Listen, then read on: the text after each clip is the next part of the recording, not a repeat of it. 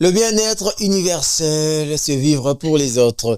C'est Francis Kanda au micro de l'Afro-Diaspora Gospel, chers auditeurs et internautes. Bienvenue dans ce nouveau numéro de l'émission Afro-Diaspora Gospel. Vous savez très bien que c'est chaque mardi que nous partageons le monde ensemble, entre nous, les enfants de Dieu. Alors, je suis honoré aujourd'hui par la présence d'un serviteur de Dieu ici dans ce plateau. Il s'appelle Monsieur Peter, à qui j'ai dit bonjour. Bonjour. Bonjour Monsieur Peter, vous allez très bien? Je vais très bien, merci beaucoup. Ah, déjà, ça se voit quand on vous regarde, on sent déjà la bonté de Dieu qui se renouvelle chaque matin. Oui, oui. Ah, ça, c'est très bien. Merci.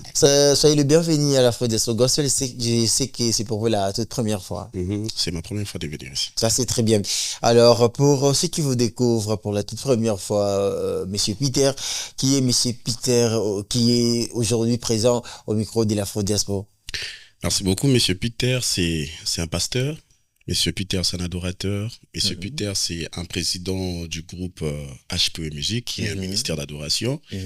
Monsieur Peter, c'est un artiste-compositeur. Donc, c'est un peu ça, en bref. Ok. Pasteur, artiste, musicien, compositeur. Oui. Voilà, c'est vraiment intéressant. Hein. Merci. Mais vous n'avez pas l'air, hein, en vous regardant comme ça. Sérieux, vous n'avez pas l'air quand même de tout ce que vous venez d'énumérer là. Ouais. Dites-nous que vous êtes pasteur, on pourra quand même accepter, mais chantre, compositeur encore. En tout cas, félicitations, ce qui n'est pas facile en tout cas.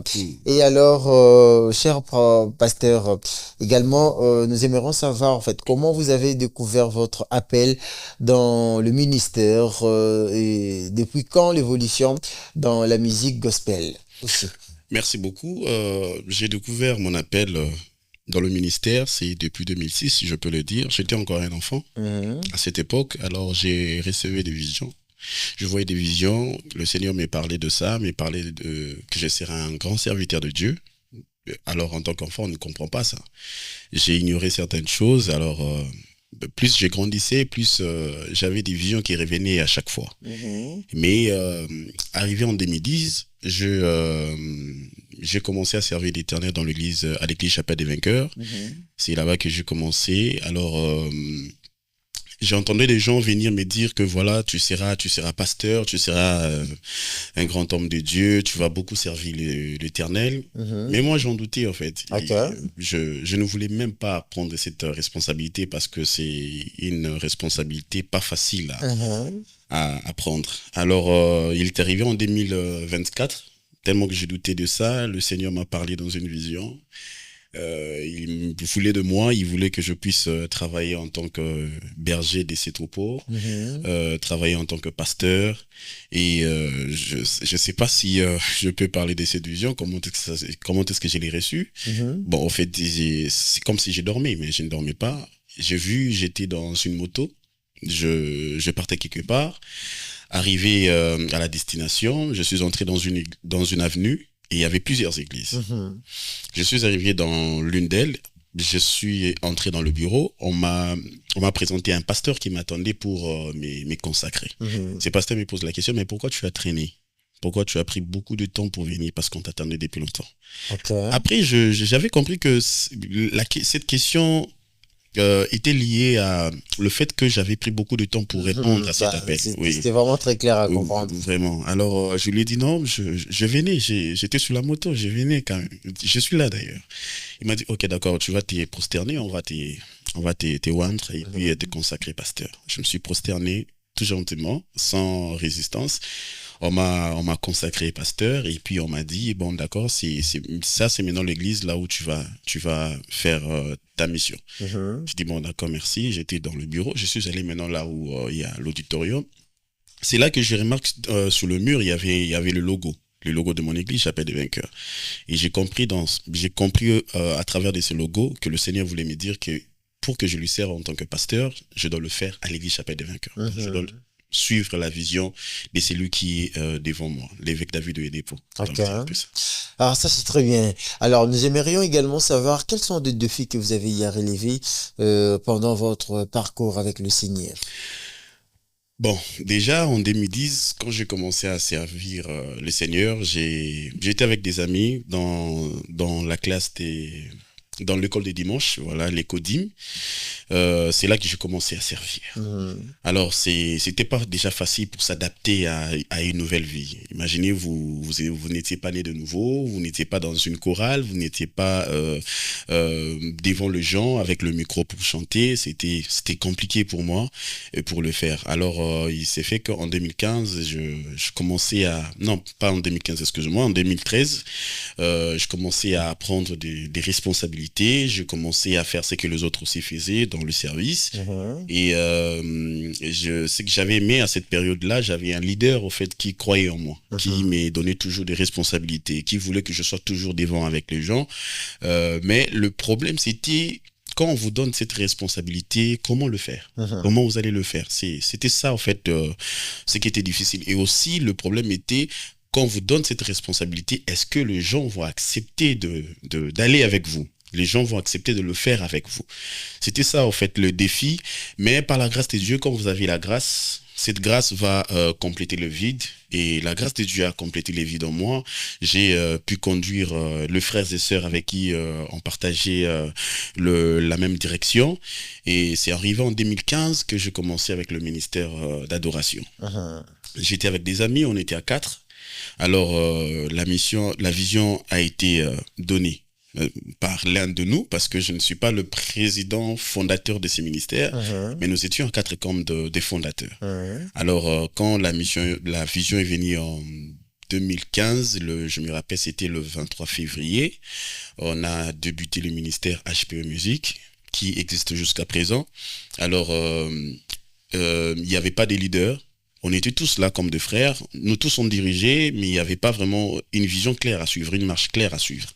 Et en avril, on a fait une réunion entre nous 4 pour dire, bon voilà, le groupe n'avance pas, le ministère n'avance pas, on a des problèmes, on a des gens qui prennent des décisions comme ils veulent.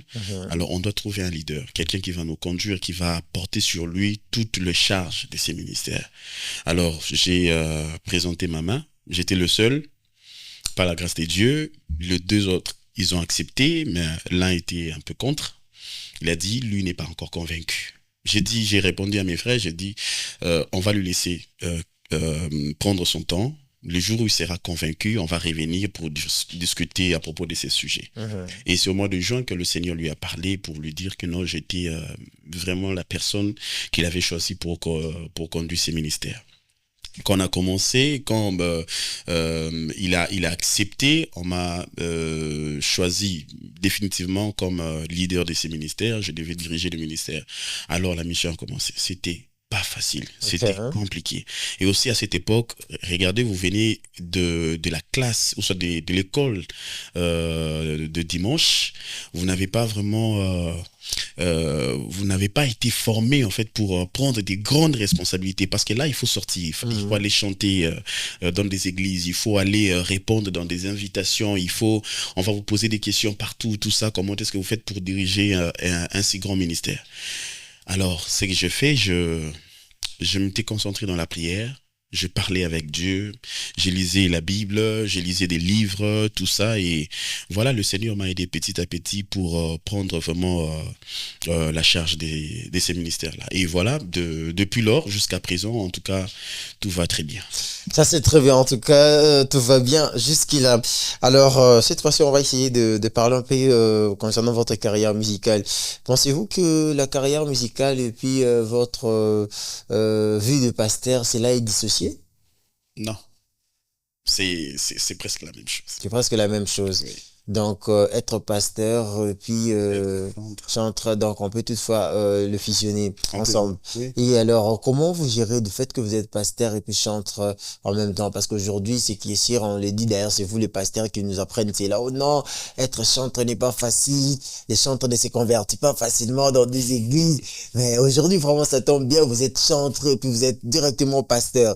Alors, comment vous gérez cela? Bon...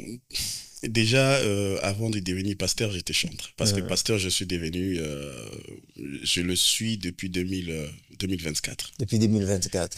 Je savais déjà, le Seigneur m'avait déjà montré le moyen pour gérer ma carrière musicale.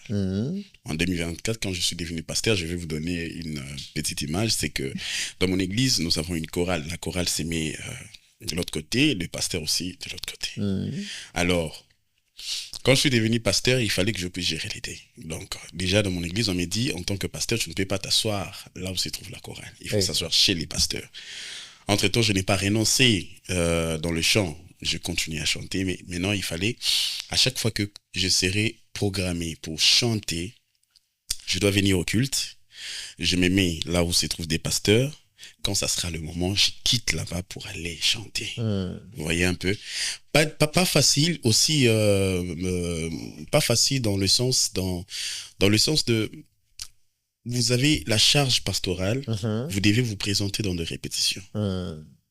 C'est compliqué. Je ne sais pas comment le faire, mais j'échange avec des leaders, j'échange avec des responsables de la chorale, je leur explique, regardez, j'ai maintenant telle mission, je serai là quand vous aurez besoin de moi, je vais chanter et puis on n'aura pas de problème. Maintenant, parlons de la carrière et de la carrière musicale et la carrière pastorale, parce que à l'église je fais pas la carrière, à l'église je sers Dieu en tant que choriste, mais en dehors je fais une carrière, donc j'ai un programme, j'ai un calendrier, tout ça. Alors ce que je fais, je parle toujours avec mes responsables de l'église, je leur explique ce que je fais ailleurs, ils me donnent l'autorisation et puis voilà, je le fais sans que ça puisse poser un problème. Donc, il n'y a pas vraiment des difficultés là-dessus. Ok. Vite fait, on va prendre un sujet rapidement. En fait, est-ce que vous reconnaissez qu'aujourd'hui les chantres à l'église deviennent en fait le sujet, on peut dire le pierre d'achoppement pour les autres, pour certaines personnes à l'église? Comment? Justement, parce qu'aujourd'hui, c'est les chantres qui font maintenant le sujet de toutes sortes de querelles aux églises, des problèmes, et voilà. Donc, on a constaté depuis un moment, bon, pas depuis un moment, on a constaté il y a longtemps qu'il y a toujours des problèmes avec les chantres à l'église. Si c'est pas la tennis, ça sera peut-être l'encadreur qui sera le problème. Si ce n'est pas l'encadreur, ça sera peut-être l'autre sœur, l'autre frère. Et comment ça devait seulement se faire à l'église? Bon, ça sera vraiment une expérience qu'on aimerait aussi partager avec vous quand vous êtes de la chapelle de Vainqueur. Si chez vous aussi vous vivez cela. Je sais que vous êtes pasteur, vous allez me dire la vérité. Je peux dire c'est partout. Je vais toucher juste un aspect spirituel. Parce que tout ce que nous faisons à l'église, il n'y a rien de physique. Tout c'est spirituel. Alors c'est l'aspect spirituel, nous devons comprendre que la chorale dans l'église, c'est comme le cœur de l'église. Chez nous, on nous a montré ça avant la parole, avant qu'on débute avec la parole, on commence avec le chant. Même dans la Bible, vous allez voir, et l'un des prophètes, avant de prophétiser, il demandait d'abord qu'un chanteur puisse commencer à chanter et puis lui, il va prophétiser. Vous voyez, le chant, ou soit la chorale, c'est le cœur de l'église. Alors le diable, ce qu'il fait, il sait que comme la chorale, c'est le cœur de l'église, je dois commencer par toucher le cœur. Imaginez tel que vous êtes là, si quand vous avez des problèmes, quand vous avez des soucis, c'est le cœur qui a plus mal que d'autres parties du corps. Je ne sais pas si vous serez d'accord avec moi. Vous avez d'abord mal au niveau du cœur, le cœur devient fragile et puis vous prenez des décisions pour abandonner. Soit dans votre cœur, on vous dit des choses et puis vous commencez à prendre des mauvaises décisions. C'est comme ça aussi à l'église. Comme la chorale, c'est le cœur, on vient pour combattre ce cœur-là. Et quand le cœur est combattu, c'est fini. Vous allez voir maintenant au niveau de la chorale, le diable prend maintenant une place. Il prend la place, il vient pour mettre de querelles, il vient pour mettre de... biloko oyo ezalaka bien te, vous voyez un peu, parce que le barapé, musicien baza bato oyo bazalaka trop courir de jupons. Vous voyez, les musiciens deviennent plus de courir de jupons, comme Orlando Basseur, ils oublient l'objectif. Pourquoi tout ça? C'est parce que ceux qui chorale ils ont déjà la spiritualité, l'église perd déjà une partie de spiritualité. Les gens dans l'église ne sont pas seulement touchés quand le pasteur prêche. Les gens dans l'église sont même touchés lorsque la chorale entame des cantiques. Vous voyez un peu. Parce que la Bible dit Dieu siège au milieu de la louange. Quand il y a plus cette louange, il n'y a plus la qualité dans cette louange, Dieu ne va plus siéger. Et là où il y a l'absence de Dieu, il y a la présence du diable. Donc c'est comme ça que je peux faire le commentaire sur ça. Ok, c'est comme ça que vous pouvez faire les commentaires sur ça. Mm. Alors, vous avez dit, depuis que vous avez entamé votre carrière musicale, ça fera combien d'années déjà? Ça fait 11 ans. 11 ans, waouh, c'est tellement beaucoup, hein. Oui. Alors, en termes des projets que vous avez déjà, à part le récent projet, j'espère qu'on en parlera tout à l'heure, et c'est que vous avez déjà eu à mettre sur les marchés, en fait, c'est que vous avez déjà à disposer pour le peuple de Dieu pendant ces 11 ans. En 2018, on a lancé une chanson qui est intitulée comment Ngolu Nanzambe. Ngolu Nanzambe. Ngolu Nanzambe. Et en 2022, on a lancé un live recording. C'est un medley d'adoration. Donc, c'est les deux projets qu'on a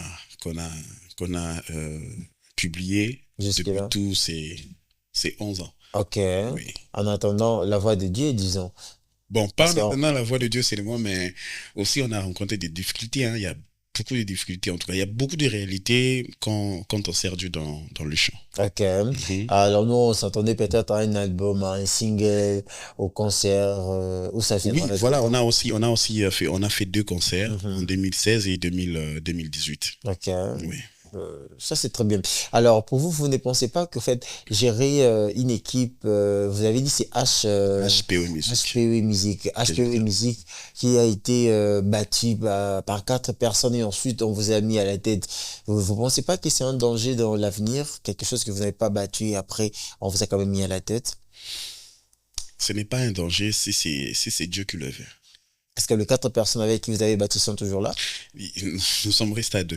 Ah, ok. 2 autres ont choisi leur chemin. Ah, ok. Donc, ça peut être se comprendre. Mais vous ne pensez pas que, donc, vous allez nous convaincre en disant que cela n'est pas un danger. Cela n'est pas un danger parce que déjà, en étant leader, on se considère comme un père. Mhm. Ils sont des amis pour moi, de frères. Ils sont de membres fondateurs. Mais moi, je me considère comme leur père. Et ils me considèrent aussi comme père. Alors, le père partage son affection à ses enfants. Ok. Le père partage la vision. Les pères. Quand vous partagez la vision avec des gens, c'est difficile que les gens puissent se détourner contre vous. Parce que vous partagez tout avec eux. Mhm. C'est vraiment difficile que les gens se détournent contre vous et que les gens changent votre vision, que les gens décident autrement. Non, ils auront un peu, surtout s'ils sont des vrais enfants de Dieu. Mhm. Ils vont pas faire cela. Donc, Ok. je ne crois pas que cela peut poser le problème à l'avenir et qu'on sort. Le jour que le Seigneur va décider que je puisse m'écarter, en tout cas, je le ferai proprement et c'est lui qui va remplacer, va continuer la mission. Mhm. Ça, c'est très bien. En tout cas, on essaie de comprendre. Oui. Alors, je pense qu'on pourra marquer une petite pause, hein, si vous pouvez nous proposer un acapella. Et puis, voilà. Un acapella sur la chanson parce que là, je chante que Là, je chante que ça. Hein. bon, proposez-nous d'abord un acapella quand on va parler maintenant de la chanson. Et puis là, vous allez nous proposer aussi un acapella de la chanson. Là, c'est au choix. Vous me proposez une chanson? Non, allez-y, sentez-vous très libre en tout cas. Proposez ce que vous pouvez proposer. Et puis voilà. Quelle chanson je peux proposer maintenant? Ah, il y a plein de chansons, hein. Moi, d'ailleurs, je vais des proposer parce que quand je propose, c'est qu'ils nous regardent, ils disent, oh non, Francis, bah, je fais pas des problèmes, alors c'est à vous de faire le choix. Je pense qu'on va revenir avant de faire l'alcapella. Je pense que quand on va revenir, je vais faire l'alcapella de la chanson que j'ai. Ah, vous préférez, hein? La chanson que j'ai mise sur le marché. Ah, ok. D'accord, ça, ce n'est pas un souci aussi. Alors, je vous rappelle, chers auditeurs, que nous sommes en direct de la radio Afro Diaspo. C'est pour Afro Diaspo Gospel et votre rendez-vous de chaque mardi. Alors, j'espère que vous aussi, vous aimeriez passer, soit vous posez tant de questions. Comment faire pour passer à cette émission? J'espère que là, vous êtes sur notre page. Donc, laissez-nous soit un commentaire et puis voilà, donc, on va vous répondre. Et on va vous orienter pour en savoir plus comment vous devez passer à cette émission. Alors, je voulais également aborder un sujet, j'aimerais vraiment en parler ici parce que là, maintenant, ça commence vraiment à nous déranger. C'est la disparition de notre très cher frère Daniel Banham dans les réseaux sociaux depuis un moment. Bon, au début, on pouvait quand même croire et puis c'est dire que bon, c'est quand même vrai. Peut-être il avait des moments de retraite et avec le temps, ça devient vraiment inquiétant. C'est pendant qu'il était en train d'organiser son activité qui devait avoir lieu à Paris, Dox à Paris. Et subitement, le frère vient de supprimer tous ses comptes réseaux sociaux. On se pose tant de questions. En tout cas, je ne sais pas s'il y a ceux qui ont des informations ou des news concernant notre très cher frère Daniel Banam. En tout cas, prière de venir nous faire parvenir en fait un message. On veut vraiment savoir s'il y a quelque chose qui ne marche pas. En tout cas, son absence devient vraiment inquiet sur les réseaux sociaux. Depuis un moment, il a supprimé ses comptes. Le frère Daniel Banam a supprimé ses comptes depuis un moment.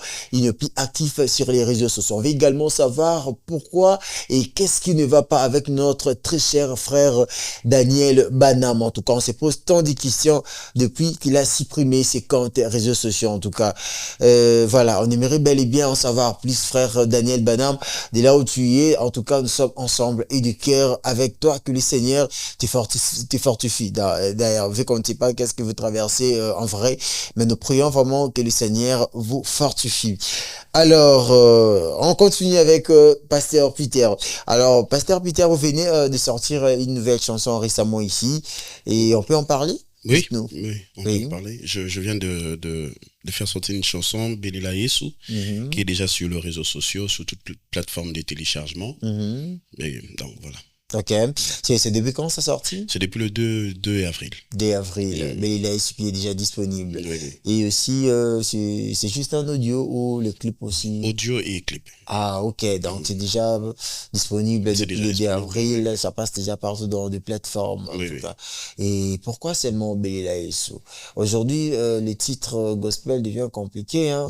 À l'époque, on pouvait peut-être, on savait avoir des titres avec des papas dénus comme Ngolou simplement, et Bikamwa simplement, mais aujourd'hui ça devient vraiment des phrases, hein. Belela Yesu. Vous pensez pas que c'est un peu long, selon vous? Pourquoi Belela Yesu? Merci beaucoup. Belela Yesu, c'est le message principal dans cette chanson, c'est que nous voulons Tolingito tozongisa batu na Yesu, na mutu aza Yesu.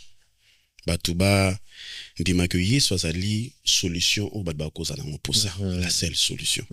Yesu azali mutu ako répondre na ba question na biso. C'est un peu ça parce que aujourd'hui cette génération n'a plus vraiment c'est que nos vieux bazalaki nango nakala. Tomi kotisi na mabebele quand nous avons des problèmes. Un jeune, quand il a un problème, il décide il y a aucun dossier, par exemple, ici. Il y a aucun négociat là, et le remords au pakala. Je vais donner mon exemple. Je donne mon exemple sur l'aspect de mariage. Vous savez, quand je me suis marié en 2022, je suis allé avec ma femme dans le foyer. Nous avons commencé notre mariage, mais je n'avais pas de travail. Je n'avais plus de travail. Déjà, avant de se marier, je n'avais plus de travail. Ma femme aussi, son contrat a été déjà fini, là où elle travaillait. Alors, on n'avait pas de travail, on n'avait rien du tout. Alors, vous n'avez pas de travail, mais vous devez payer la maison à la fin du mois. Qu'est-ce qu'il faut faire? Si j'étais un autre jeune, j'allais nanga kendo robeta mabanga. To nanga kende koko sapona zoa mbongo afin qu'il permette ngana salamakam, parce que déjà je priais Dieu avant, nazo prier na epsinzambe quand je vais entrer dans le mariage, je voulais ça, mais au monengo et ça complété. Ce que ça na pression à négocier na sailo mamabe. Mais j'étais resté focus à Dieu. Je me rappelle, il y a eu un soir, moi et ma femme, on s'est prosterné devant Dieu dans la chambre, on commençait à prier. Toujours sambela, et tant aussi ici. Nathan, on a parti à 16h, Moussalé. Ok. Vous voyez un peu, Moussalé. Autre chose, un autre exemple, c'est que avec ma femme, nous avons connu 2 fausses couches. Oh. Il y avait vraiment un problème. Dans la deuxième fausse couche, c'est quand c'est arrivé, la belle famille, donc ma famille et ma belle famille, commençaient à s'entretuer entre eux. Ils commençaient à s'insulter, ils commençaient à se traiter de tout. Oh, bazabandoki, oh, bazabanani, oh, bazabanan, tout ça. Et cette pression revenait. Et banda ouais panabiso. Plus ozoya, plus ozo perdre. Plus ozoya, plus ozo se poser 1000 questions comment est-ce qu'on ça m'a quand même. Mais moi et ma femme, on était restés focus. Déjà, je vous rappelle que lorsque la première fausse couche est venue, c'est produit, on était rentrés à la maison, moi et ma femme, to côté na chambre, to ando pe sans amis, merci. Donc j'ai mis balayé, bah c'est que moi na koufi, madame accueilli pour na bota, moi na bimi à ça déjà au koufa. Na zongi nandaku, j'ai pleuré. À la chorale, on m'a appelé, est-ce que vous allez chanter? J'ai dit oui, je vais chanter. Le dimanche, est-ce que vous saurez vraiment? Parce que c'était un mardi, j'ai dit je vais chanter. Quand je suis allé le dimanche, j'ai dit à Dieu, Seigneur, je vais chanter, je vais danser pour toi. Pour que tu te rappelles le jour où la même chose va chercher à se reproduire, yo s'est rappelé que na binara ponayo, na yemara ponayo pendant que na zaki na moment de détresse. Et quand je le fais, je suis rentré chez moi, une année après, nous avons eu un enfant. Jésus-Christ est la solution dans toute chose. C'est même la source d'inspiration de cette chanson. Cette chanson m'est venue comme ça. Même dans la chanson, vous allez entendre une partie où j'ai dit Ngana beleli kombo na Yesu pe na moni bikamo. Donc c'est un peu ça en fait le message. C'est pousser les gens, c'est tourner le regard des gens vers Jésus-Christ qui est la solution dans tous nos problèmes. Donc c'est un peu ça. Donc c'est une façon de nous communiquer devant chaque problème de belela Yesu. Oui. Et aussi dans Romains 10, le verset 13, la Bible elle dit quiconque invoquera le nom du Seigneur sera sauvé. Amen. Donc c'est un peu ça. Ça c'est très bien. Alors donc on peut c'est aussi disponible sur YouTube. Oui, donc, oui. On peut taper Pasteur Peter Belela Yesu. Belela Yesu, Pasteur Peter Nela. Ah ok, Oui, Pasteur Peter Nela, Belela Yesu en tout cas. Oui. Donc on doit vraiment aller suivre ce beau projet en tout cas. Personnellement je vous sensibilise en tout cas. Allons-y suivre ce projet. J'espère que ça va vraiment nous édifier, ça va vraiment nous bénir. C'est beau projet de notre très cher pasteur Peter Nelly. Donc c'est vraiment disponible partout dans des plateformes. Et juste après, pasteur Peter, quels sont des projets qui se préparent déjà? Il y a d'abord une tournée que nous sommes en train de préparer. Parce que le Belela Yesu, c'est un héritage pour l'église Corps du Christ. On est en train de préparer une tournée. D'abord, on va commencer avec les églises Chapelle des Vainqueurs. Et puis nous allons cibler des églises pour aller chanter avec le peuple de Dieu cette chanson. Parce que la chanson n'est pas encore totalement touché tout le monde. Donc ils allons dans les réseaux sociaux et nous savons comment est-ce que les réseaux sociaux fonctionnent.